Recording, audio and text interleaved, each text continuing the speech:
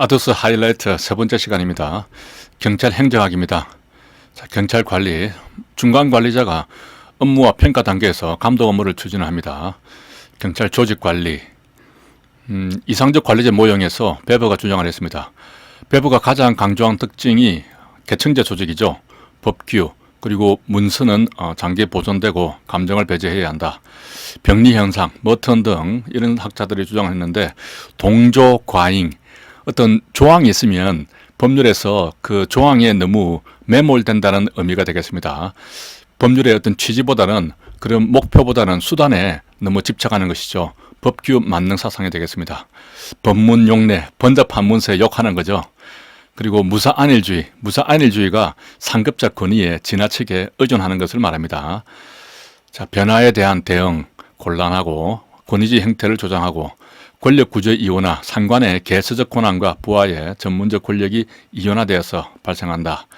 피터의 원리가 있죠. 피 터지게 승진합니다. 자신의 무능력의 한계까지 승진한다, 이런 말을 했죠. 원래는 유능했던 사람이 승진이 되면서 무능하게 된다는 그런 의미가 되겠습니다. 문제 지문에 무능력자가 승진하는 경우가 생긴다, 이런 지문이 막연하게 나와서 맞는 말로 되어 있는데, 이 말은 승진 후에 그 직책에 있어서 무능력하게 되는 사람이 승진하게 된다, 이런 의미로 좀 생각을 하면 되겠습니다. 원래부터 무능력한 사람이 승진한다는 의미는 아니고, 유능했는데 일단 승진하고 나니까 무능력하게 된다는 그런 의미가 되겠습니다. 자, 조직 평성의 원리는 계통 분명 조조, 계층제의 원리는 책임과 난이도에 따라서 상하로 등급화하는 것입니다. 이것은 종적인 개념이고 횡적인 개념은 아닙니다. 자, 조직의 일체감과 통일성을 유지할 수 있죠. 능률성, 일사분란하게 수행할 수 있다. 업무에 대해서 신중할 수 있죠. 계층을 밟으면서 신중하게 할 수가 있습니다. 하지만 계층을 밟다 보니까 신속한 결정, 이런 말은 틀린 말이 되겠습니다. 자, 조직의 안정성, 또 계층이 많아지면 계층 간의 갈등도 생기고 종적인 조정을 저해하는 것이죠. 이 계층제는 횡적인 개념하고는 관련이 없습니다. 종적인 개념하고 관계가 되는 부분입니다. 통솔 범위의 원리, 직급 조정이나 인력 재배치, 구조 조정하고 관계되는 말이 되겠습니다. 두 개의 부서를 합치게 되면 구조 조정이죠. 그렇게 되면 통솔 범위가 달라지게 됩니다. 자, 분업의 원리, 또 명령 통일의 원리. 한 사람으로부터 명령을 받고 그 사람에게만 보고하는 것이죠. 이게 지휘관 단열의 원칙하고 같습니다. 경비 파트에 나오죠. 체계 통일성의 원칙은 한 사람이 명령을 하고 한 사람을 통해서 보고한다는 그런 체계가 통일적으로 이루어져 있다 하는 의미가 되겠습니다. 따라서 체계 통일성의 원칙하고는 관계가 없고, 지휘관 단열의 원칙, 명령 통일의 원칙하고 서로 일맥상통한다, 이렇게 볼 수가 있겠습니다. 그래서 공백에 대비해서 대리, 위임, 유고 관리자 사전 지정, 통솔 범위 조정, 이런 부분들이 필요하겠죠. 조정의 원리는 문의가 제1의 원리라고 했고요. 갈등의 장기적 방안으로 보면 조직 구조를 개선한다. 단기적으로 어렵겠죠. 구조를 개선하는 것은 보상체계, 예산이 들어갑니다. 인사제도, 인사제도를 개선하는 것이죠. 또 조직원의 행태를 개선하는 것, 이런 것들은 장기적인 방안이 되겠습니다. 그래서 이것도 두 문자로 좀 만들어 보면 구보 행인이 되겠습니다. 구보 행인. 마라톤을 보면 장기적으로 구보하죠. 그렇게 기억을 좀 할 수도 있겠습니다. 구보 행인. 이 개념도 좀 구별해야 됩니다. 구조 조정하는 것은 통솔 범위의 원리지만 조직 구조를 개선한다. 장기적인 방안이죠. 구보 행인. 인력 재배치는 통솔 범위지만은 인사 제도를 개선한다. 마찬가지로 장기적인 방안이 되겠습니다. 구보 행인. 조직의 통일성을 유지한다. 이것은 계층제의 원리인데 구성원의 행동을 통일한다. 이것은 조정의 원리가 되겠습니다. 인사관리의 2대 원리는 엽관주의와 실적주의가 있죠. 엽관주의는 잭슨 대통령, 짹짹 우는 참새, 미국의 펜들턴법에서 시작이 됐고요. 엽관주의에서 위인설관, 사람을 위해서 관직을 만드는 것이죠. 파킨슨 법칙, 파큰손입니다. 업무량하고 상관없이 관료제 구성원의 수는 늘어간다. 손이 크죠. 실적주의는 기회균등을 실현할 수 있겠습니다. 양자의 조화가 필요하고 계급제와 직위분류제. 자, 이것은 비교표를 보면은 계급제는 독일, 프랑스, 일본에서 추진이 되었고, 직위분류제는 미국의 시카고에서 처음 실시가 되었습니다. 내부적으로 보면 그 내부적으로만 이동을 하기 때문에 쉽게 이동을 할 수 있죠. 그래서 신축적이다 이렇게 볼 수 있지만 외부 환경이 변해서 어떤 전문가가 필요할 때는 내부에서 그런 사람을 고르기가 쉽지가 않습니다. 그래서 비신축적이다 이렇게 볼 수가 있습니다. 지기불리제는 반대로 내부에서 이동하기는 쉽지가 않습니다. 그 직무별로 어떤 조건들이기 때문에 그 조건들을 맞추어서 이동하기는 쉽지는 않지만 외부에서 사람을 뽑기는 쉽죠. 그렇기 때문에 외부 환경은 신축적이다. 이렇게 반대로 된다는 부분을 좀 유의해서 보면 되겠습니다. 자, 허즈버그의 동기위생 이론이 있죠. 버그 나오니까 위생하고 좀 관계가 됩니다. 자, 서로 독립되어 있어서 사기 진작을 위해서는 직무 관련 동기 요인을 강화해야 되고 불만족 요인을 해소시켜 준다고 하더라도 생산성 향상과는 무관하다 하는 이론이 되겠습니다. XY는 막걸리죠. X 이론은 기본적으로 인간은 타율적인 존재를 보기 때문에 당근과 채찍 이런 금전적인 보상과 포상 제도를 강화하면 사람들에게 동기부여를 할 수가 있다 이렇게 보는 것이죠. 여기서는 지시보다는 참여 확대가 되겠습니다. 자, 마슬로우의 욕구 이론. 이것은 기본적으로 암기를 해야 되죠. 생한 사존자, 생리적 욕구에는 생리 월차, 안전 연신 강조하죠. 사고 인간, 존경하는 참 대상임, 그리고 자기 승단이 되겠습니다. 자, 경찰 공무원의 금평을 보면은 총경 이하에 대해서 합니다. 이런 경우에는 반드시 반영을 해야 하는 것이죠. 경무관까지 심사로 승진할 수 있기 때문에 총경 이하에 대해서 금평을 하게 되겠습니다. 그리고 총경에 대해서는 제2편적 요소, 주관 요소로만 평가를 하게 되는 것이죠. 그리고 금평은 비공개하는 것이 원칙이지만 완료가 되면 대상자에게는 통보를 할 수 있겠죠. 그리고 이신청할 수 있고 금평은 10월 31일을 기준으로 해서 평가를 하지만은 경력 평정은 12월 31일까지 합니다. 하지만 총경하고 경정은 빨리 인사를 해야 되니까 10월 31일까지만 이렇게 마감이 되겠습니다. 예산을 보면은 특징상 일반 회계, 특별 회계가 있는데 특별 회계는 뭐 경찰 병원 같은 것이고 점차 늘어가는 경향이 되겠습니다. 승립 과정상의 분류를 보면 본예산은 법적인 용어는 아니죠. 추가 경쟁 예산에 대응하는 개념이 되겠습니다. 또 준예산, 예산이 성립되지 않으면 전년도 예산에 준하는 예산이 되겠습니다. 새로운 사업은 할 수가 없죠. 추가 경정 예산은 예산이 성립된 후에 사전 변경으로 바꾸는 것이고 수정 예산은 일단 국회에 제출된 다음에 국회에서 의결되기 전에 바꾸는 것이 되겠습니다. 후추 전수. 예산 제도를 보면 품목별 예산 제도는 통제지향적이죠. 회계검사에 용이하고 예산 유용이나 재량권 남용을 방지할 수 있습니다. 인사행정에 유용한 정보를 제공할 수 있죠. 단점은 기능이 중복되고 계획과 지출의 불일치, 신축성 저해, 성과나 효과 측정이 곤란합니다. 의사결정을 위해서 자료 제시가 부족합니다. 물건 사는 것은 알겠는데 왜 사는지 알 수 없는 예산 제도이지요. 성과 제도는 관리지향적이죠. 단위 원가에다가 업무량을 곱해서 예산액을 만들어냅니다. 이렇게 곱하는 게 나오면 성과주의 예산이 되겠습니다. 국민의 입장에서 이해하기는 좋습니다. 품목별에 비해서 기능 중복도 회피할 수 있죠. 자원 배분의 합리화, 의사결정을 위해서 충분한 자료 제시도 가능합니다. 인건비 등 경직성 경비나 기본 경비에 적용이 곤란합니다. 계획 예산은 장기, 단기 계획을 세워서 하는데 의사결정의 일관성을 도모할 수 있죠. 일관성이란 말이 나오면 계획 예산이 되겠습니다. 연기순 예산은 제로베이스죠. 원점에서 재검토하는 것입니다. 그리고 자본 예산은 경상 지출은 경상 수입으로 충당하고 자본 지출은 적자 재정과 공채 발행으로 한다. 불균형 예산을 편성한다. 일몰 법은 법이기 때문에 법률로 정하는 제도가 되겠습니다. 예산 과정을 보면 정부에서 편성해서 국회에서 심의하고 또 집행한 다음에 국회에서 결산을 하죠. 여기서 심의란 말이 나오면 국회 심의를 의미합니다. 예산 편성의 과정을 보면 사지요, 사업계획서를 먼저 제출하죠. 지침이 나오고 예산 요구서를 제출합니다.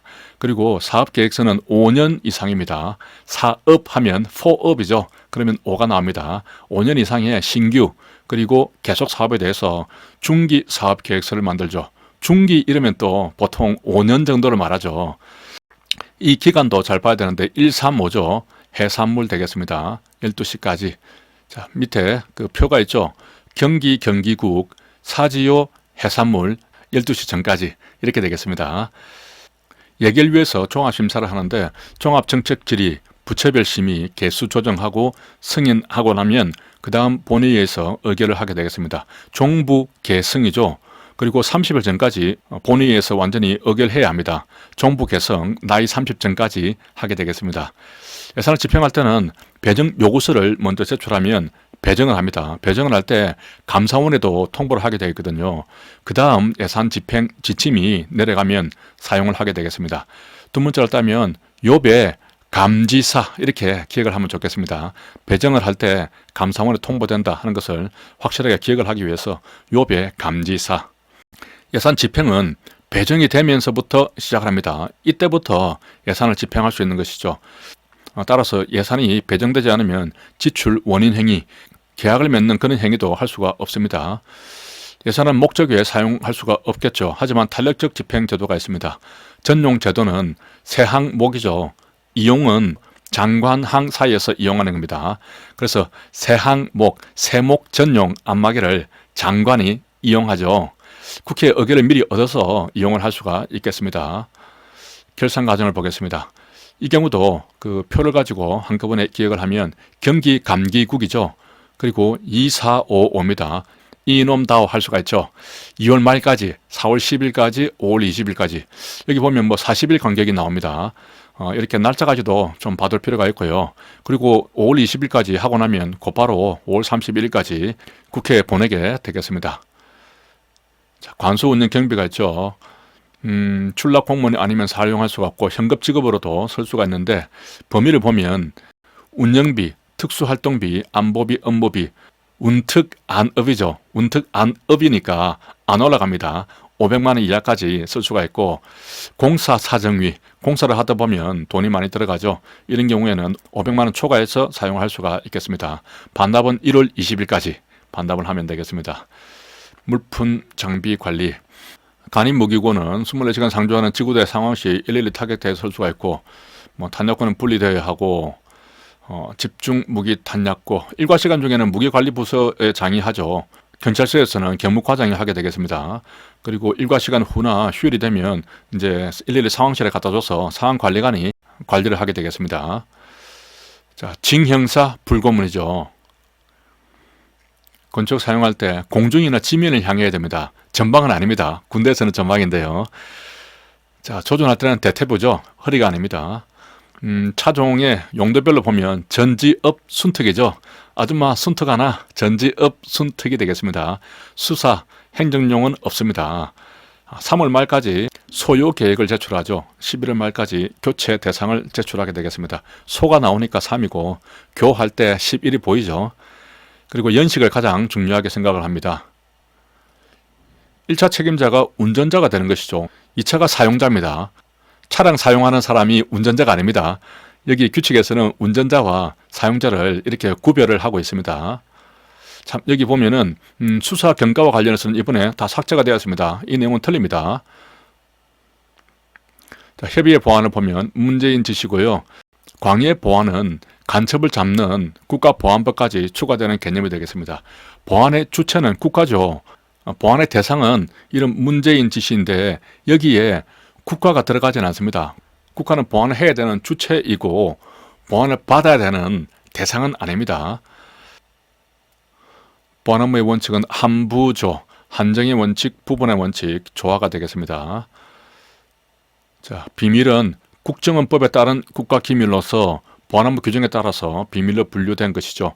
대비는 비밀에 포함되지 않습니다. 암호자재도 1, 2, 3급으로 구분이 되겠습니다. 외마케 1, 2, 3급이 있죠. 암호자재는 국정원장이 만들어서 주는 것이 원칙인데 사용하는 기관이 자체적으로 제작을 할 수도 있습니다. 따라서 반납을 할 때는 자체적으로 제작을 해서 주는 수도 있기 때문에 제작기관의 장에게 반납하는 것이죠. 국정원장에게 반납을 하는 것은 아닙니다. 비밀 분류의 원칙은 독립 분류의 원칙, 과도 과소, 분류 금지, 외국 비밀 존중의 원칙, 독과외죠. 독과외는 비밀스럽게 합니다. 적절히 보호할 수 있는 최저 등급으로 분류를 해야 합니다. 그리고 외국에서 주면 그 기관이 원하는 생산 기관이 필요로 하는 정도로 분류를 하면 되겠습니다. 비밀 취급 인가를 보면 1급 비밀, 그리고 1, 2급 소통용 암호자재 이렇게 분류가 되어 있죠. 1, 1, 2가 되겠습니다. 각 부처의 장이 들어가는데 경찰청장은 1급 비밀 취급 인가권자는 아니죠. 검찰총장은 되는데요. 경찰청장은 이 상급에 대해서 비밀 취급 인가를 해줄 수가 있겠습니다. 또 시도청장도 가능한데 본청에 있는 국장들은 안 됩니다. 경찰병원장도 가능하죠. 기관장만 가능하겠습니다. 인가권 유임을 보면 시도청장은 서장이나 기동대장에게 이 상급 비밀 취급 인가권을 유임한다 이렇게 되어 있습니다. 경정 이상을 상으로 하는 기관장에게는 인가권을 유임할 수 있다 이렇게 되어 있습니다. 뭐 경정 이상이니까 유임할 수 있다 이렇게 되어 있고 서장이나 대장에게는 유임한다 이렇게 되어 있죠.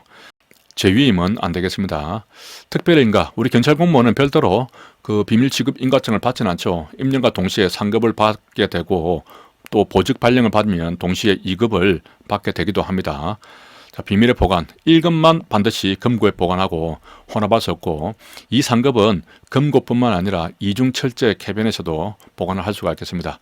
용기에 넣을 수 없는 것은 꾸역꾸역 꾸겨서 창고에 넣으면 되겠죠. 자, 비밀의 관리 방법 1급 비밀 관리 기록부는 따로 작성을 하고 또 암호자재는 암호자재 관리 기록부로 관리를 하게 되겠습니다. 비밀의 발간 업무에 종사하는 사람은 작업 일지로 그 비밀 열람 기록전을 가름을 할 수 있겠습니다. 비밀은 대체로 오랫동안 보존을 하죠. 5년간 보관을 하게 되겠습니다. 그런데 서약서는 5년 동안 보존하는 것이 아니라 인사기록 카드하고 함께 칠해서 인가 해제 시까지 보관을 하면 되겠습니다. 비밀에 대해서는 원형을 재현하는 행위는 할 수 없지만 1급은 생산자의 허가를 받으면 가능하고 이 상급 비밀인 경우에도 생산자가 특정한 제한을 하지 않았다면 공용으로 함께 쓰는 용도로 사용하는 경우에는 원형을 재현하는 행위를 할 수가 있겠습니다. 보안업무 효율적인 수용을 위해서 사본을 제작하여 보관할 수 있다. 이런 부분도 있고요. 또 복사를 하는 경우에도 그 원본하고 동일한 비밀 등급 복사를 하더라도 같은 등급이 되겠죠. 예고문, 언제 파기한다. 그런 예고문을 기재를 하고 사본 번호를 매겨야 하겠습니다. 비밀의 열람은 직접 관계 있는 사람만 볼 수가 있는데 1급인 경우에는 국정원장하고 미리 협의를 해야 되고 이 상급은 소속 기관장입니다. 공개하거나 반출할 수도 있는데 이 경우에는 모두 소속 기관장의 승인을 받으면 공개를 할 수도 있고 반출할 수도 있는 거죠. 뭐 경찰청장이나 시도청장의 승인을 받아야 한다. 그런 것은 아닙니다. 소속 기관장이니까 서장의 허가를 받으면 공개나 반출도 할 수 있게 되는 것이죠. 시설보안 지구통 감안금이죠. 이 설치 기준과 관련해서 제한구역, 통제구역 이걸 구별하는 문제인데 두 문자를 조금 바꾸었죠. 교환 기가 있고 정보보안 기록실 이렇게 기가 겹치는 바람에 조금 바꾸었습니다. 그래서 상록, 비암, 무기로 처리한다. 이 기록실에 록을 따서 상록, 비암 이렇게 정리하면 되겠습니다. 문서관리. 여기는 업무관리 시스템이 있고 행정정보 시스템이 있죠. 업무관리 시스템이 우리 일반적으로 그 워드를 칠 수 있는 업무 처리를 하는 그런 내부망이 되겠습니다. 행정정보 시스템은 이제 정보를 검색할 수 있는 것이죠. 뭐 이런 데이터베이스 이런 것들이 되겠습니다.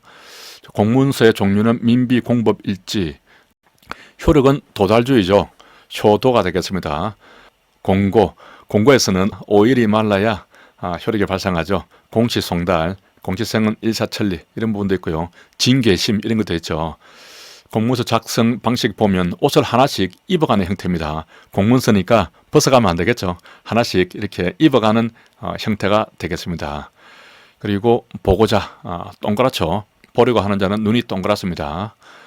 자, 경찰 홍보 보면은 PR, 퍼블릭은 좋은 점을 일방적으로 알리는 것인데 언론 관계에 나오는 프레스가 있죠. 프레스는 기자들의 압박에 그 소극적으로 질의에 답변을 하는 겁니다. 그래서 소극적인 활동이다 이렇게 보는 겁니다. 같은 PR이라도 다르죠. CR은 지역사회 문제에 공동 노력하는 것이고 MR은 대중매체입니다. 이 활동은 종합적인 활동이 되겠습니다. 자, 기업 이미지식 경찰 홍보에 이제 영미를 중심으로 발전했고 포도리 같은 이런 것들이 되겠습니다.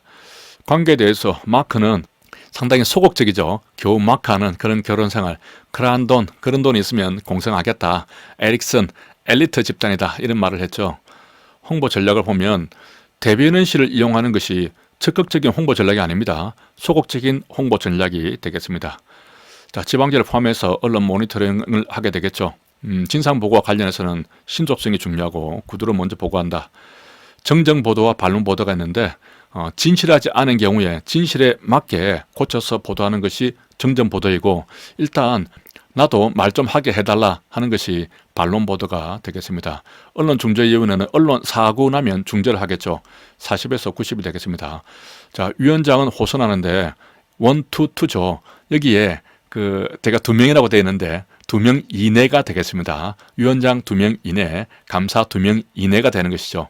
그러면 이제 경우에 따라서는 뭐 한 명씩 할 수도 있겠죠. 아무튼 규정상에는 이렇게 1, 2, 2로 되어 있습니다. 여기서는 이제 호선하죠. 굳건하게 언손에 호하게 되겠습니다. 자, 위원은 임기가 3년이죠. 3년짜리가 언론위원회, 소청위원회가 있고 경찰위원회가 있죠. 경찰위원회는 연임이 안 되는데 이 언론중재위원회하고 소청위원회는 일체에 한해서 연임이 가능하죠. 문체부 장관이 위촉을 하게 되겠습니다. 자, 이 날짜가 중요합니다. 사실적 주장에 관한 언론 보도에 대해서 정정보도 청구를 하는 것이죠. 단순한 의견 표명에 대해서는 할 수는 없습니다. 안삼발육이죠. 인삼발육이 됩니다. 정정하게 잘 자랐습니다. 피해자가 그 보도 내용이 틀렸다라고 증명할 책임이 있습니다. 언론사의 고의나 과실 위법성은 요하지 않죠. 청구를 할 때는 서면으로 해야 됩니다. 정정 보도문을 첨부를 해야 되거든요. 그러니까 서면으로 해야 되는 것이죠. 자, 그리고 만약에 수용한다면 3일 내로 그 통지를 발송을 해야 됩니다. 그리고 정정 보도문을 받은 지 7일 내로 게재를 해줘야 되는 것이죠. 그래서 이 보도에서 횡단 보도를 생각하면 횡단 보도를 정정하려면 다시 7해야 하죠. 7일이 되겠습니다. 자, 수삼도 정정하게 잘 자랐죠. 허위, 무공, 광고는 정정 보도해 줄 필요가 없겠죠. 반론보도 청구권, 언론중재위원회도 마찬가지로 인삼발육이 되겠습니다. 만약 협의가 불성립되었다 하면 그때부터 14일 이내로 조정을 신청을 해야 되고, 또 조정을 받으면 14일 이내로 조정을 해야 합니다. 그래서 모두가 14가 나오죠. 조정 나오면 식사 조정으로 생각을 하면 14를 생각을 할 수가 있습니다. 조정하는 날짜에 2번 안 나왔다 그러면 상대편이 원하는 대로 인정을 한다는 그런 의미이기 때문에 신청인이 안 나오면 불출석으로 간주하고, 언론사가 안 나오면 합의를 해주는 것으로 간주가 되겠습니다. 중재는 어떤 식으로 결론이 나더라도 그 중재부의 결정에 따르기로 하고 신청을 하는 것이 되겠습니다. 확정 판결하고 동일한 효력이 있고요. 자, 경찰 통제를 보겠습니다. 공개가 통제의 근본이 되는 것이죠. 그리고 참여 장치에 보면 경찰위원회도 간접적인 장치가 된다고 볼 수 있고, responsibility는 경찰관 개인에 대한 것이고, accountability는 조직으로서 지는 설명 책임이 되겠습니다.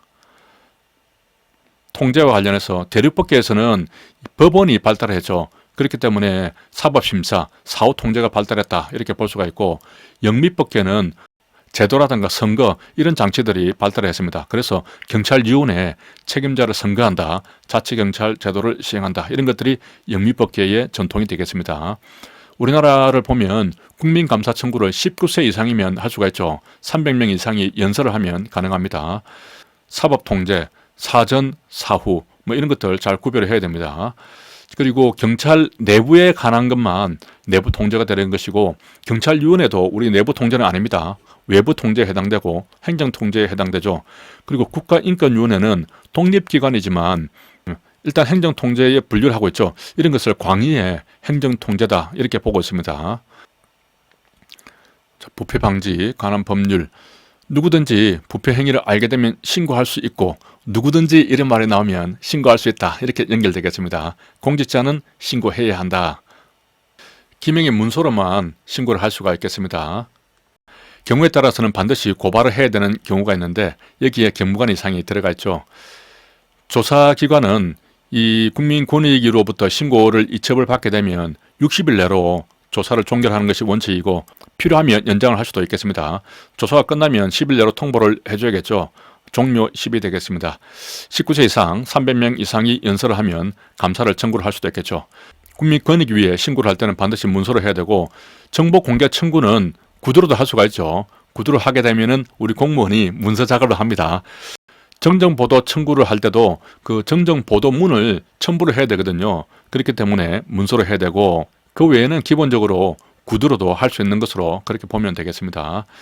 정보 공개에 관한 법률을 보면 공공기관에는 우리 국가나 지방자치단체뿐만 아니라 일반 공공기관이나 지방공사, 지방공단까지 포함이 되는 개념인데, 자, 반드시 적극적으로 공개하여야 한다 이렇게 되어 있고, 아래 비공개 정보는 안이할 수 있다 이렇게 되어 있죠.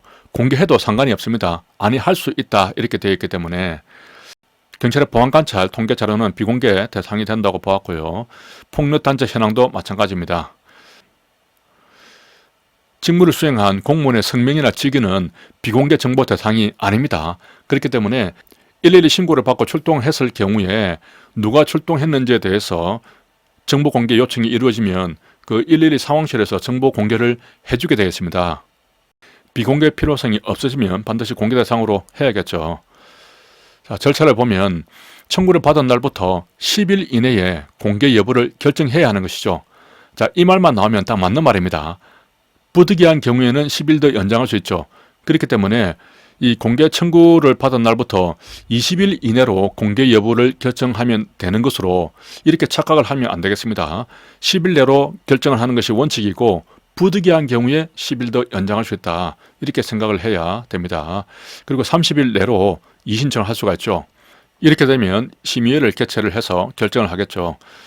자, 이의신청을 받은 날부터 7일 내에 결정을 해줘야 되고 7일 더 연장을 할 수가 있습니다. 7 플러스 7이 됩니다. 이의신청을 거치지 않고 바로 행정심판이나 소송으로 나아갈 수도 있습니다. 다시 정리하면 10 플러스 10이 되죠. 총 20일 만에 결정을 하면 되고 30일 내로 이의신청을 하고 7 플러스 7이 되는 것이죠. 행정심판이나 소송은 바로 갈 수도 있겠습니다. 제3자가 자기 비밀하고 관계된다고 비공개 신청을 할 수 있는데 3일 내로 요청을 해줘야 하고 그럼에도 불구하고 공개 결정을 했다면 이제는 7일 내로 이의신청을 하는 것이죠. 따라서 3자는 7일 내로 이의신청을 해야 되는데 위에서 보면 원래 정보 공개를 청구했던 사람은 30일 내로 이의신청을 하면 되죠. 상당히 날짜도 차이가 있습니다. 자, 그리고 비록 공개 결정을 했다고 하더라도 30일 간격을 두어야 하는 것이죠. 그래서 337 이렇게 되고 30일 간격으로 동원해야 한다. 이런 말이 있죠. 337 박수부대는 30일 간격으로 동원한다. 전공의와 전공심을 비교를 하면 전공의는 국무총리 소속입니다. 전공심은 이의신청을 심사하기 때문에 각 기관에 설치가 되죠. 여기는 11명입니다. 5 내지 7명이고 위원장이 공무원 아닌 민간위원이 되겠습니다. 여기서는 우리 공무원이 위원장이 되겠죠. 자, 전공의를 좀 더 자세히 보면 11명인데 그 중에서 7명이 민간위원입니다. 이 7명 중에는 위원장도 포함이 되는 것이죠. 그래서 두 문자를 조금 만들었는데 전공이죠. 전공법으로 칩니다. 일일이 한 놈 한 놈 일일이 친다. 이렇게 하면 11과 7을 좀 더 잘 기억을 할 수 있겠죠. 일일이 전공으로 친다. 여기 행안부 장관이 나오는데 이 정보 공개와 관련해서 기획총괄 업무를 관장을 합니다. 공공기관의 정보 공개 제도 운영 실태를 평가를 하게 되죠. 이때 이제 공공기관에는 국회라든가 법원, 헌재, 선관위는 제외를 하게 되겠죠. 행안부 장관이 하니까 뭐 국회라든가 법원 이런 데까지 할 수는 없습니다. 이런 데는 이제 각각이 그 개별적으로 그 기관에서 정보 공개 실태를 점검을 하게 되는 것이죠. 행정절차법에 조계는 없다. 송달하는 방법이 있고요. 효도, 공지송달은 일사천리. 청문은 법의 규정이 있거나 행정청이 필요하다. 그리고 당사자가 불이익을 받을 것 같을 때 신청을 하면은 그때 열 수가 있는 겁니다. 따라서 법의 규정이 있다. 행정청이 인정을 한다. 당사자가 신청한다. 이때죠. 법행당이 되겠습니다. 청문 전에는 10일 전까지 그 통지를 해줘야 됩니다. 청문이죠. 블루도어를 열기 전에는 노크를 해야죠. 10일 전까지, 열기 전에는 10일 전까지 통지를 하면 되겠습니다. 청문은 기본적으로 비공개로 이루어지지만 당사자가 신청하거나 청문 주재자가 필요하다고 인정을 하면 공개할 수도 있죠. 반드시 해야 하는 것은 아니고 이때에도 공익 3자, 공삼에 대한 그런 고려는 필요하죠. 공청회도 마찬가지로 법행당이 되겠습니다. 공청회는 기본적으로 공개적으로 널리 알리는 것이기 때문에 이때는 당사자가 그 이해관계인만 되는 것이 아니라 대통령령으로 정하는 수 이상이 필요하게 되는 것입니다.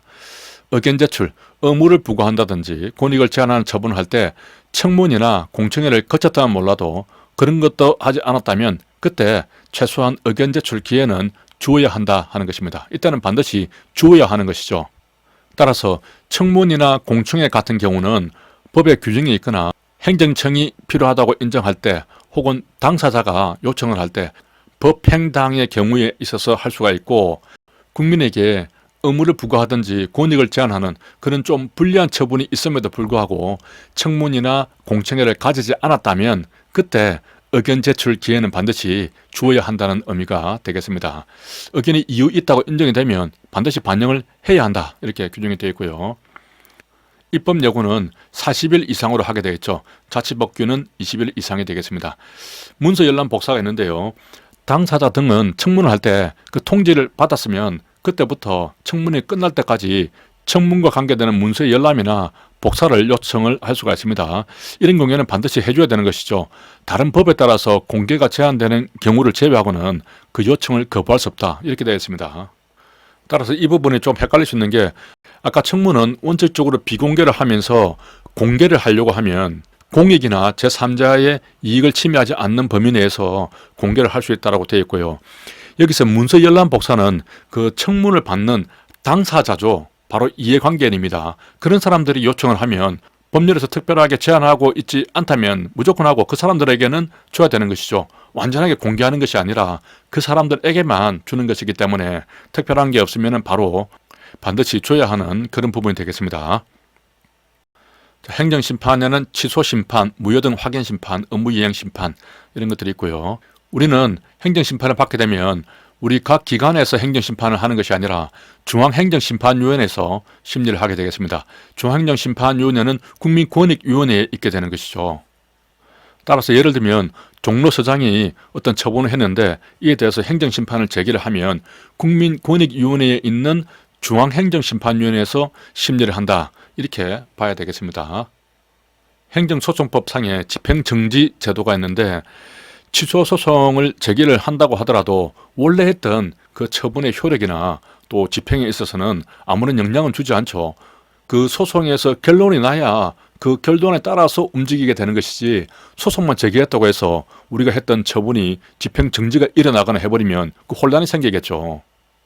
하지만 경우에 따라서는 이제 그 집행을 정지시킬 수도 있는데, 그런 경우에는 법원이 어떤 직권으로 하든지 혹은 당사자의 신청에 따라서 특별한 경우에는 그 집행을 정지시킬 수도 있습니다. 그렇다고 하더라도 그 집행을 정지시켜서 원래의 목적을 그대로 달성할 수 있다면 그런 경우에는 허용되지 아니한다, 이런 부분이 있고요. 집행정지는 또 공공복리에 중대한 영향을 미칠 우려가 있을 때는 허용되지 아니한다. 아무리 집행정지시키는 것이 옳다고 하더라도 그게 공공복리에 중대한 영향을 미칠 것 같으면 허용되지 않는다 하는 의미가 되겠습니다. 자, 국가배상법을 보면 공무원에 대한 손해배상이 규정되어 있고 5조에서 공공영종물의 설치관리 하자로 인한 손해배상이 규정되어 있죠. 그래서 2조가 먼저 나오기 때문에 사람이 먼저다, 이렇게 볼 수가 있습니다. 자, 2조를 보면은 먼저 국가나 지방자치단체가 손해배상을 해주고 고의나 중대한 과실이 있으면 그 공무원에게 구상을 할 수가 있죠. 하지만 우리 경찰 공무원은 전투훈련, 그 밖에 직무 집행하고 관련되면 우리 경찰 공무원이 국가를 상대로 해서 손해배상 소송을 청구할 수 없다는 겁니다. 경찰 공무원에게는 좀 불리한 조항이 되겠습니다. 생명 신체의 침해로 국가배상을 받을 권리가 있다면, 그러니까 내가 누구한테 한 대 맞아서 국가배상권이 생겼다면 그러한 권리는 양도하거나 압류하지는 못합니다. 재산에 관한 침해로 얻게 된 국가배상권은 넘겨줄 수가 있겠죠. 영조물의 설치관리상의 하자로 인한 손해배상은 기본적으로 무과실 책임이 되겠습니다.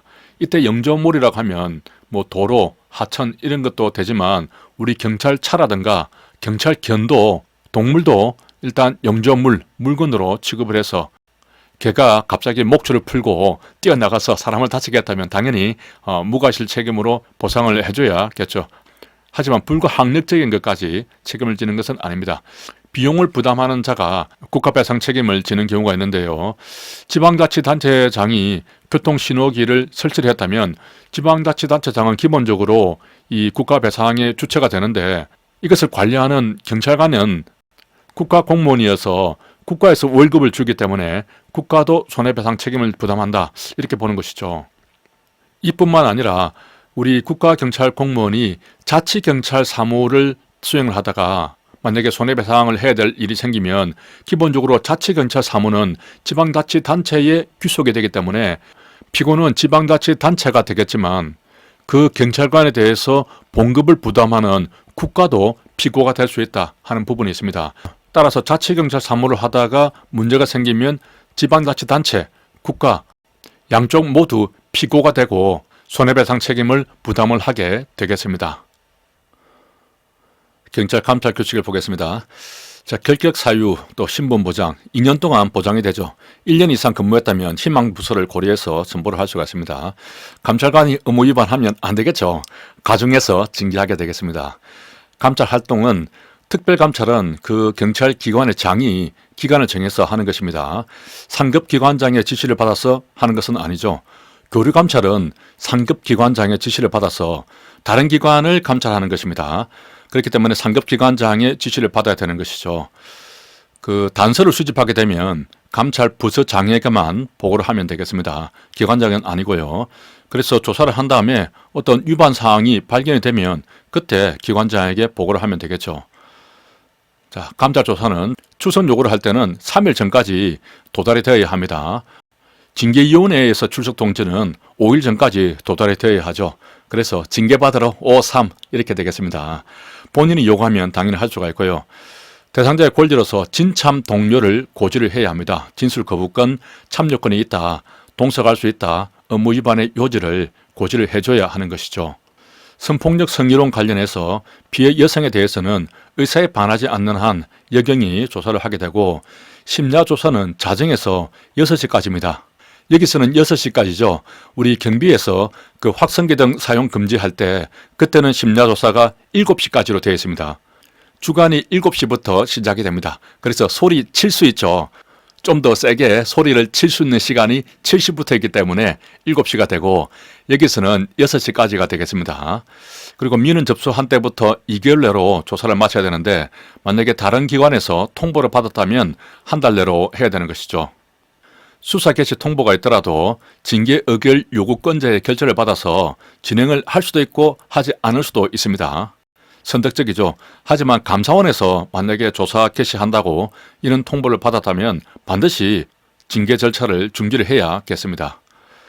여기 심야 시간에 대해서 규정이 있죠. 확인을 하시기 바랍니다. 경찰청 감사 규칙이 이번에 대폭적으로 개정이 되었습니다.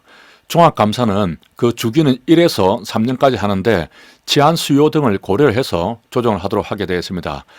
종합감사 특정 재무, 성과, 복무 이번에 일상감사가 새로 추가되었죠. 그래서 그 내용까지는 알 필요가 없습니다. 다 이번에 삭제가 되었죠. 처리 기준을 보면은 헷갈릴 수 있는 게 원시, 모계, 대권이죠. 원시 시대에는 모계가 대권을 잡았습니다. 그리고 경고주의가 있는데 경미할 경우죠. 이번에 새로 생긴 게 현지 조치가 있습니다. 이 경우에도 경미한 지적사항으로서 현지에서 바로 시정이 필요한 경우인데 이때는 현지라는 말이 나옵니다. 그래서 경미한 지적사항인데 현지에서 시정할 수 있다. 그런 경우에 경고한다. 이렇게 연결시키면 틀리게 되겠습니다. 현지라는 말이 나오면 반드시 현지 조치가 되는 것이죠. 경고에서는 현지라는 말은 없고 그냥 경미하거나 이런 말만 들어가 있습니다. 자율 통보가 되는 것이죠.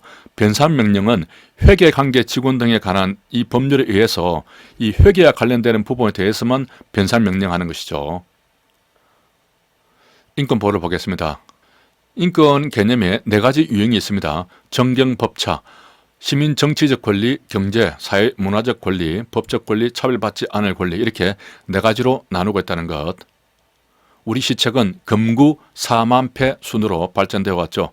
2000년대 들어서면서 계속 영어가 나옵니다. 패러다임, 센터 이런 말이 나오죠. 국가인권의 법에 의해서 인권위원회도 구금하는 시설인 유치장이라든가 아동복지시설에 대해서 방문해서 조사할 수 있는 권한이 있죠. 인권보호규칙을 보면 경찰관 등에는 무기계약직, 기간제 의무경찰도 포함이 되겠습니다. 경찰청장은 3년 단위로 인권교육 종합계획을 수립을 하죠. 그리고 이것을 반영을 해서 기관장은 매년 수립 시행을 하게 되겠습니다. 3년짜리 이 계획을 세우는 게 안보 파트에 가면 그 통일부 장관도 3년마다 북한 이탈 주민에 대한 그 계획을 세우도록 하는 부분이 나옵니다. 인권 역량 평가는 실시해야 한다고 규정이 되어 있는데 어떤 경우에 실시해야 하는가?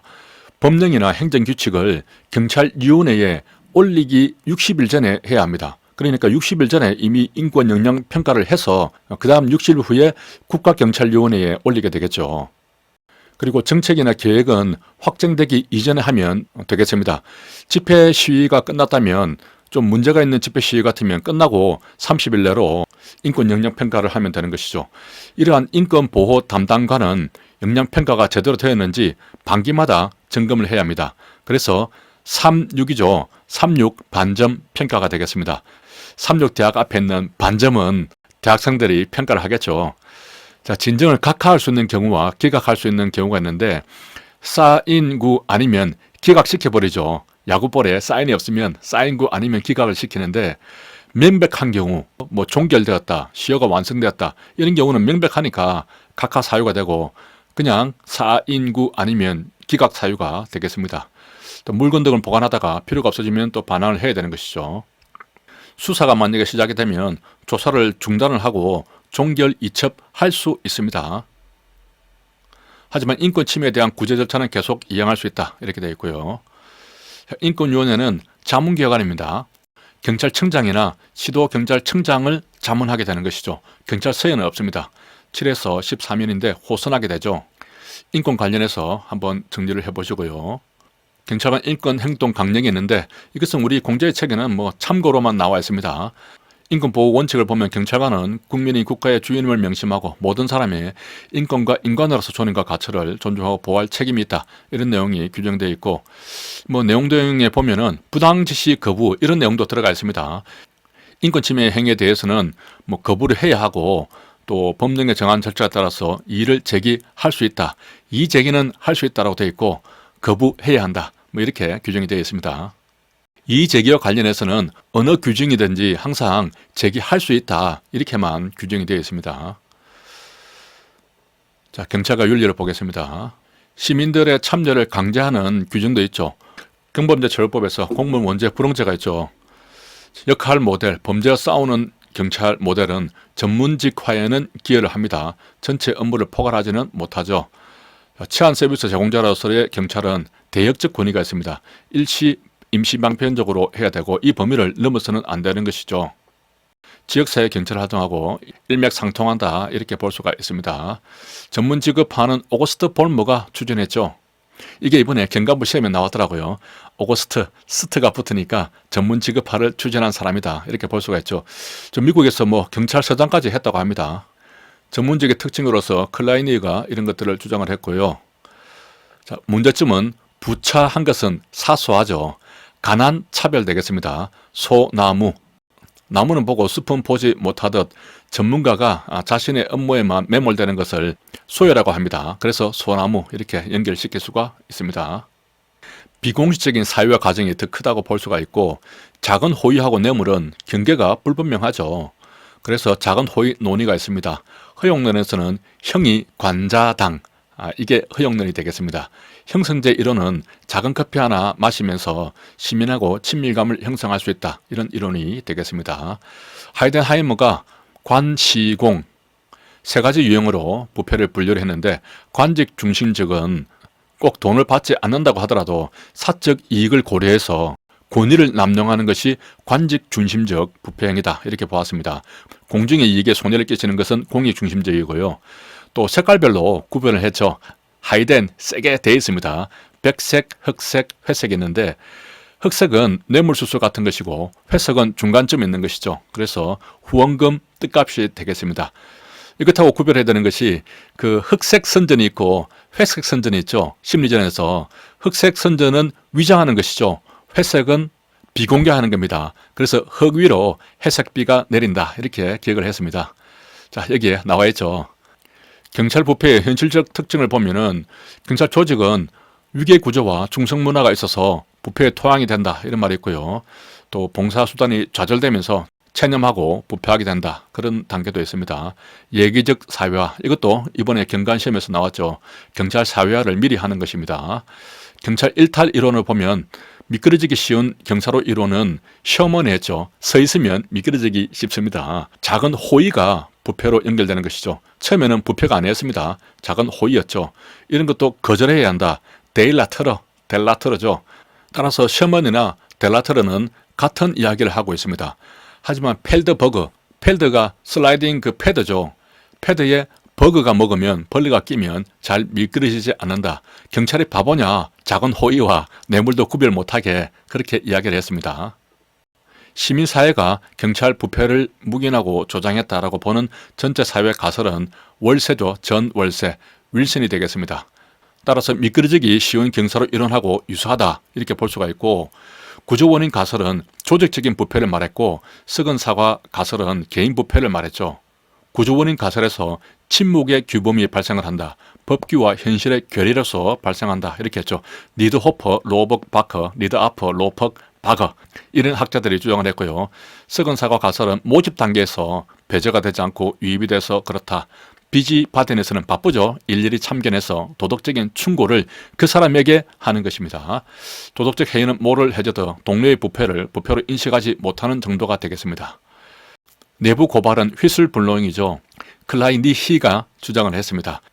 그 사람에게 충고하는 비지 바데니스하고 구별을 해야 되는데, 가장 중요한 것은 조직에 대한 충성과 공공의 이익을 목적으로 해서 내부 고발을 해야겠죠.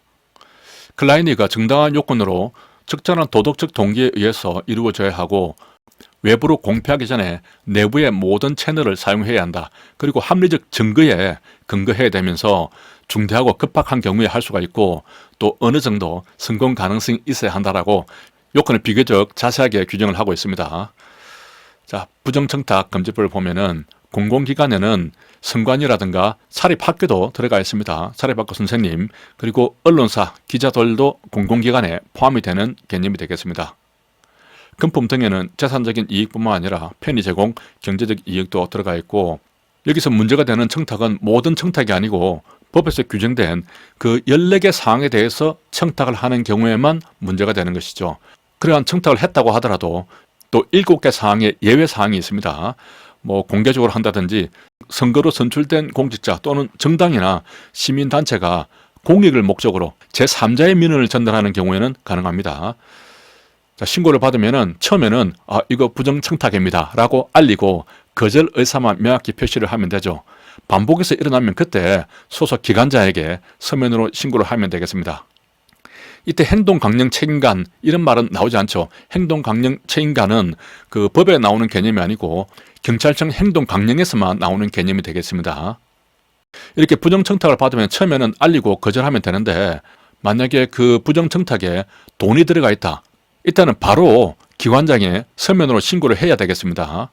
그냥 알리고 거절하는 차원이 아니고 돈이 왔으니까 이때는 곧바로 신고를 해야 하는 사안이 되겠습니다. 배우자와 관련해서 우리 청탁금지법에서만 법률상 배우자의 하나고 나머지는 다 사실혼까지 포함이 되는 개념이 되겠습니다. 한 번에 100만 원, 1년에 300만 원까지죠.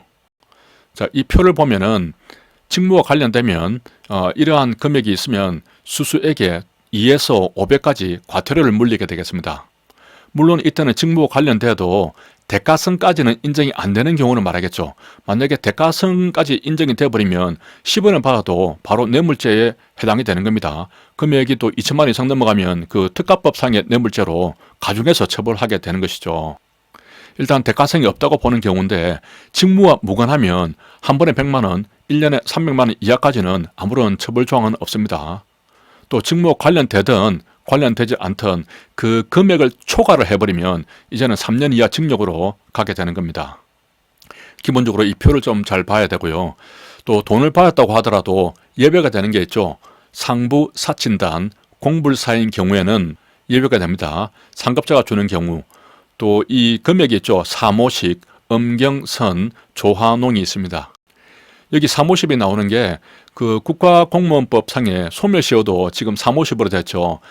일반적인 징계 사유에 대해서 소멸시효는 3년이죠.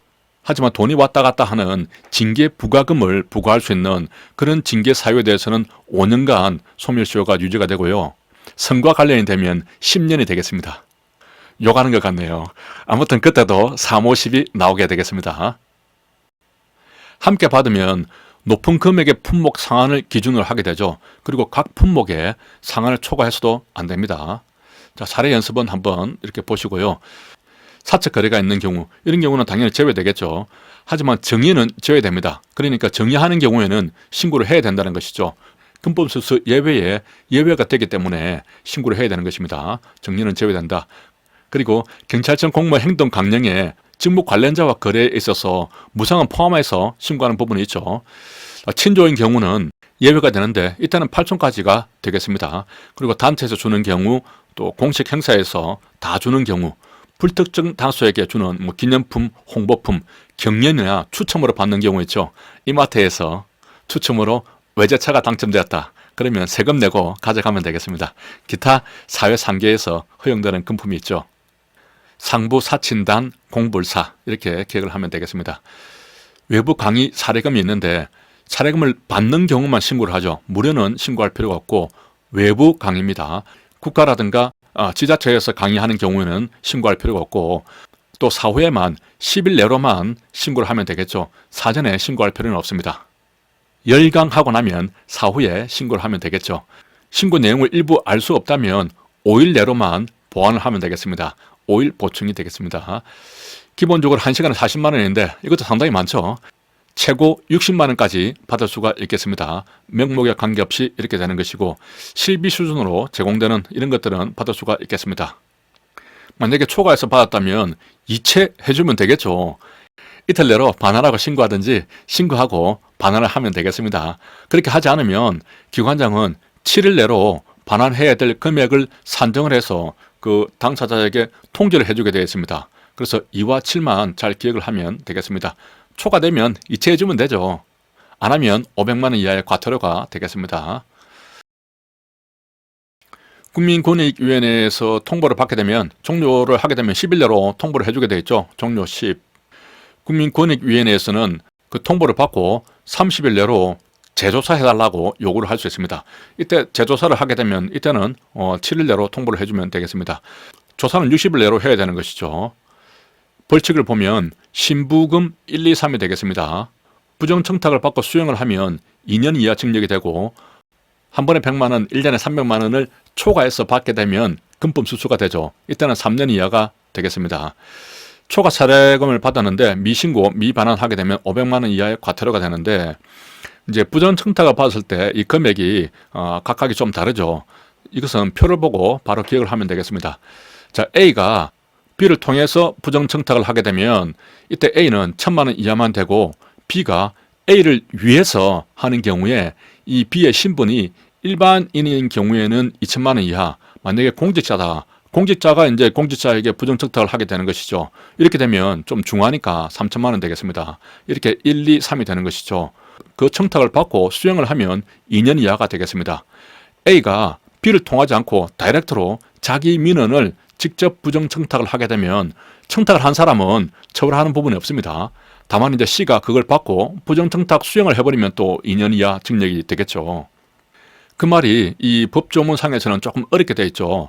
3자를 통해서 하게 되면 1,000만 원이 되는 것이죠. 그리고 제3자를 위해서, 그죠? 일반인이 하게 되면, 공직자 이외의 자가 하게 되면 그때는 2,000만 원 이하가 되고, 만약에 공직자가 3자를 위해서 또 공직자에게 부정청탁을 하게 되면 그때는 좀 중하니까 3,000만 원 이하가 되겠습니다. 1, 2, 3이 되는 것이죠. 통일공.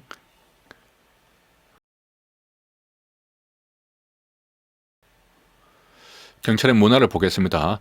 군사 문화에서 획일, 흑백 논리가 나오고 의식주의는 형식주의입니다. 서류 작성을 더 중요시하는 것이죠. 가족주의가 자연 발상적인 것이고 정적 인간주의는 자연 발상적인 경계를 넘어서 나랑 친하니까 잘 봐줄게, 이런 의미가 되겠습니다. 대외적인 특징으로서 우리 저들 의식이 있습니다. 저들 하니까 대외적인 특징이 되는 것이죠. 대응성하고 수용성이 있습니다. 대응성은 우리가 국민의 요구에 대응을 하는 것이죠. 그리고 수용성은 국민이 그걸 받아들이는 것입니다. 그래서 경대 국수가 되겠습니다. 냉소주의, 회의주의. 냉소주의는 차가운 웃음이죠. 한마디로 구경꾼의 자세로 비웃기만 하는 것이 되겠습니다. 신념이 결여되어 있다 이렇게 볼 수가 있고, 상부의 지시가 부당하다는 회의가 될 때 회의주의로 가는 것이 아니라 냉소주의가 되는 것이죠. 전문 직업화를 저해할 수 있고, 미국의 니드호프는 도덕적 아노미 현상이다 이렇게 봤죠. 그 냉소주의니까 냉소주 마시죠. 그리고 2차로 호프를 더 마십니다. 니드호프. 그렇게 하다 보면 혼란 상태에 빠질 수가 있겠죠. 맥그리거의 Y 이론에 입각해서 조직을 관리를 해야겠습니다. 로크는 자연 상태에서 본질적으로 안전이 결여되어 있다 이런 말을 했고요. 코펠의 공안팀 신격이 되겠습니다. 공정한 접근 보장은 공차 편해죠. 공짜로 차 타면 편합니다. 안전보호는 궁극적인 목적이다 이렇게 말을 했고, 팀워크가 있고 공공의 신뢰에서 신비반사입니다. 시민들이 자력 구제하지 않고 신고를 하게 되고, 신고를 하면 비례의 원칙에 따라서 반드시 집행하고 사적 이익을 추구하지 않는 것이죠. 신비반사가 되겠습니다. 그래서 칼든 강도를 추격하다가 내버려 둔 경우가 공공의 신뢰 위반이고, 도주하는 범인의 등을 쏘아서 사망하게 했다. 비례의 원칙 위반이죠. 공공의 신뢰 위반이 되겠습니다. 냉정하고 객관적인 자세는 자신의 경험에 따라서 과도하게 개입을 한다든지 혹은 무관심하게 되는 냉소주의, 이런 것들이 발생하는 것을 말합니다. 본인의 경험이 나오면 냉정하고 객관적인 자세 위반이 되겠습니다. 자, 윤리 강령은 대외적으로 서비스 수준에 대한 확신을 부여하죠. 클라인리히. 그리고 대내적으로는 다 조직 이런 말이 들어가 있습니다. 그리고 문제점으로는 냉소주, 비우소, 실행이 되겠죠. 냉소주 마실 때는 항상 참여를 시켜야 됩니다. 누구는 빼고 우리끼만 먹으러 간다 그러면 안 되죠. 냉소주 먹을 때는 항상 참여를 시켜라. 그리고 최소한의 울타리가 필요한 것이죠. 강령을 울타리로 삼아서 그 이상은 하지 않으려고 하는 부분을 말하겠습니다. 윤리 강령은 윤세, 헌서 순으로 제정이 되었고, 특히 경찰 헌장은 91년도에 우리 경찰청이 독립을 하면서 그때 맞추어서 나왔죠. 친히 공건께 그리고 검소한 깨죠. 서비스 헌장은 공인이 엄정아에게 제일 먼저 달려가면 잘못된 것이죠. 그렇게 보면 되겠습니다. 자, 행동 강령을 보면은 직무 관련자의 정경이나 의경의 부모, 형제, 자매도 포함이 되겠습니다. 부당한 지시에 대해서 처음에는 상급자에게 소명하고 따르지 않거나 행동 강령 책임관하고 상담할 수 있죠. 처음에는. 이것은 그 부정청탁이 있을 때 처음에는 부정청탁임을 알리고 거절만 하면 되죠. 그것하고 좀 구조가 비슷합니다. 처음에는 상급자에게 소명하고 따르지 않거나 상담할 수만 있는 것이죠. 하지만 반복되면 반드시 상담해야 된다. 부정청탁도 반복이 되면 반드시 신고를 해야 되는 것이죠. 지시를 취소 변경할 필요가 있다고 인정이 되면 기관장에게 보고를 해야 되고, 또 스스로 취소 변경했다면 하지 않을 수 있죠. 그리고 기관장은 필요하다고 인정을 했다면 적절한 조치를 해야 하는데, 징계 조치는 할 수 있겠죠. 당연히 선택권이 있습니다. 수사 지휘에 대한 이의 제기는 상담 요청할 수 있다. 항상 할 수 있다로 끝나게 되겠습니다. 정치인 정당으로부터 어떤 부탁을 받았다면 이때는 반드시 상담해야 하는 것이죠. 앞에서 부정청탁이 있는 경우에도 만약에 금품이 왔다 갔다 해버리면 그때는 기관장에게 지체 없이 신고를 해야 됩니다. 그것하고 구조가 비슷합니다. 정치인 정당으로부터 어떤 부당한 강요 청탁을 받았다. 그러면 너무 중요하기 때문에 위에처럼 소명하고 따르지 않거나 상담할 수 있다 이런 게 아니라 바로 기관장에게 보고하거나 행동 강령 책임관에게 상담해야 하는 것이죠. 자, 그런 부분에 대해서 좀 유의해야 되고요. 이의 제기가 나오면 항상 끝에는 할 수 있다로 연결되겠습니다. 사적 이해관계 신고는 사적 이해죠. 사하고 이하고 숫자가 관계됩니다. 사적 이해관계자는 사촌이죠. 유일하게 사촌이 나옵니다. 그리고 이는 공무원이 2년 이내에 재직했던 법인단체 이렇게 나옵니다. 이때는 이제 가족이 안 들어가죠. 가족이 2년 이내에 재직했던 이렇게 하면 범위가 너무 넓어지죠.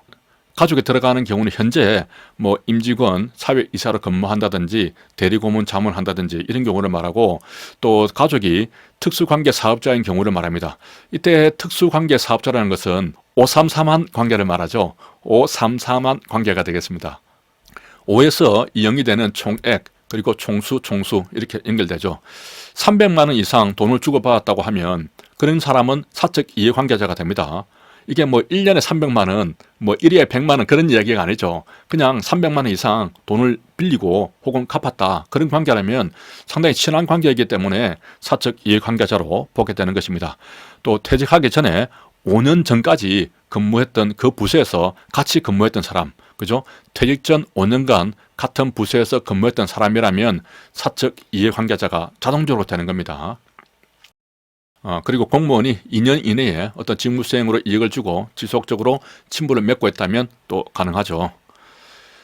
자, 2년 이내와 또 가족이 되는 부분을 정리를 했습니다. 대상 공무원을 대체하기 어렵다 혹은 국가 안전보장과 관계된다 그러면은 그런 경우를 제외하고는 이런 경우를 다 할 수 있습니다. 공중전 제도를 시킬 수가 있죠.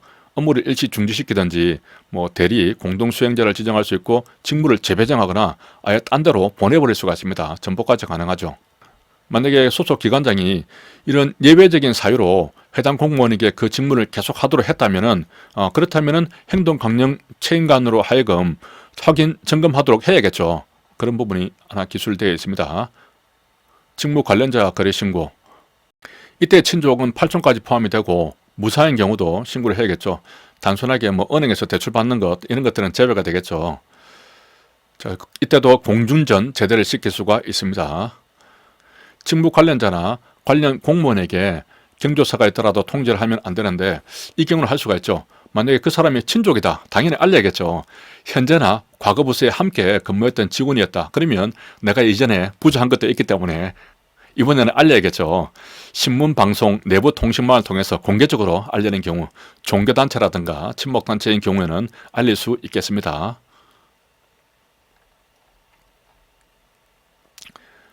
적극 행정이 있죠. 이번에 이것도 새로 들어왔습니다. 근데 공제의 책에 보면 이 적극 행정과 관련된 문제들이 보면 조금 지엽적으로 좀 되어 있는 것 같더라고요. 정리도 잘 안 되어 있고요. 아무튼 시험에 나올지 모르니까 기본적인 것들은 좀 챙겨서 봐야겠습니다. 적극 행정 운영 기준에 나오는 적극 행정은 창의 전문 적극적으로 이렇게 되어 있죠. 이때는 창의성 전문성이 들어갑니다. 그래서 뭐 줄여서 기억을 한다면 창문이 되겠죠. 창문. 대통령령에는 창문이 있다. 이렇게 좀 기억을 할 수 있고 밑에 보면은 이제 우리 훈령이죠. 적극 행정 면책제도 운영 기준이라고 있는데 여기에서는 창문이 안 들어가요. 그죠? 창문이 안 들어간다. 대통령령은 큰 집이니까 창문이 있고 우리 거는 집이 좀 작으니까 창문도 없다. 이렇게 좀 기억을 할 수 있겠습니다. 적극 행정이란 뭐 공공의 이익을 위한 행위이고 창문을 바탕으로 한다. 창의성은 뭐 참신한 이런 부분들이 있고 결과가 아닌 행위 자체를 판단 기준으로 한다. 이런 부분이 있습니다. 대상은 모든 방식과 행위를 대상으로 하고요. 자, 적극 행정 보호 제도를 보면 징계 면제 제도가 있죠. 고의나 중과실에 의하지 않은 것으로 추정을 할 수가 있습니다. 그런 추정하는 요건은 사적인 이해관계가 없어야 되고 중대한 절차상의 하자가 없어야 한다. 이런 부분이 있고요. 공공의 이익을 위해 되고 적극적으로 처리를 했는데 고의나 중대한 과실이 없어야 된다. 사전 컨설팅을 거쳐버리면 징계 면제가 되죠. 이때는 감사기구의 장에게 사전 컨설팅을 합니다. 이때도 당연히 사적인 이해관계가 없어야 되고 충분한 정보를 제공을 했어야 되는 것이죠. 또 적극행정위원회에다가 물어볼 수도 있는데 여기에 어떤 식으로 처리할 것인지 의견 제시를 요청을 할 수가 있습니다. 이때도 마찬가지로 뭐 사적인 이해관계가 있거나 정보를 충분히 제공하지 않았다면 면책이 되지 않겠죠. 자, 고도의 정책 사항에 대해서 실무자는 또 징계 면제를 받게 되겠습니다. 실무 담당자가 고의나 중과실이 없었다. 그러면은 면책 기준에서 제외하게 되겠습니다. 소극 행정은 유형이 있습니다. 적당 팽의는 문제 해결 노력 없이 적당히 형식만 갖추어 적당이란 말이 나오죠. 가만히 제가 보니까 이런 말이 들어있더라고요. 업무 혜택, 합리적인 이유 없이 게을리했다. 혜택이란 말이 들어가 있죠. 탁상 행정은 이게 조금 헷갈리기 쉬운데 법령이나 지침이 변화에도 불구하고 옛날 그대로 따라하는 겁니다. 그래서 불합리한 업무 관행을 답습하는 것이죠. 탁상 할 때 답습하고 발음이 좀 비슷합니다. 탁상은 답습이다. 적당 편의는 적당이란 말이 들어가고 혜태는 게을리한다. 옳은 말이 들어간다고 이렇게 해서 기본적으로 좀 구별을 하면 되겠습니다. 우리 경찰청에서 적극 행정 실행 계획이 있는데 뭐 인간 안보는 국가 안보에서 벗어난 부분이다. 즉각행정지원에는 매달 하는 것은 아니고 격월로 한다. 규제심사위원회에서 병행을 한다. 경찰청 차장과 민간요원이 공동으로 공동유원장이 되겠습니다. 요원은 14명인데 공무원이 5명이고 민간요원이 9명입니다. 훨씬 더 많죠. 5구가 되겠습니다. 적극적으로 5구. 여기서 사전 컨설팅도 시행을 하고 공무원 책임보험, 법률보험도 지원을 하게 되겠습니다. 이번엔 국가공무원법에 이 즉각행정을 장려한다는 부분이 신설이 됐습니다. 이 부분은 참고로 이렇게 보시면 되겠습니다. 여기까지 총론을 마치겠습니다. 수고하셨습니다.